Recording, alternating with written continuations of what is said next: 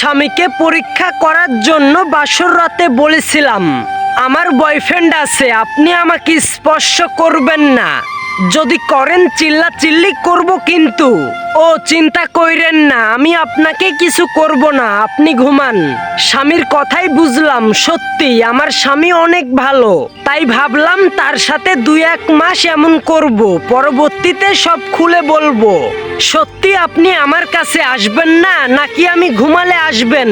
না, কাছে যাব না, আপনি ঘুমান। স্বামীর কথাই বেশ খুশি হলাম এবং সঙ্গে সঙ্গেই ঘুমিয়ে গেলাম। পরের দিন সকালবেলা চিল্লাচিল্লি আওয়াজে আমার ঘুম ভেঙে গেল। তাড়াতাড়ি উঠে বাহিরে আসলাম, এসে দেখি আমার বাবা মা চিল্লাচিল্লি করছে। তাদের কাছে গিয়ে জিজ্ঞাসা করলাম কি হয়েছে। কথাটি বলার সঙ্গেই আমাকে ঠাস করে 2টা থাপ্পড় দিয়ে বলতেছে, গালি দিয়ে বলতেছে, কোথায় সম্পর্ক আছে আমাদের বলিসনি কেন? তোকে সেখানেই বিয়ে দিতাম, কিন্তু তুই বিয়ের পরে তোর স্বামীকে বললি কেন? বলিনি তো কি হয়েছে?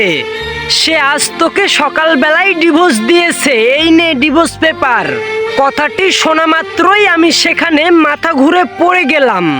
আসলেই আমাদেরকে এমন কিছু করা যাবে না, যার জন্য পরবর্তীতে পস্তাতে হয়। আপনার কি মতামত কমেন্টে জানান আর শেয়ার করবেন যেন প্রত্যেকে দেখে সতর্ক হতে পারে।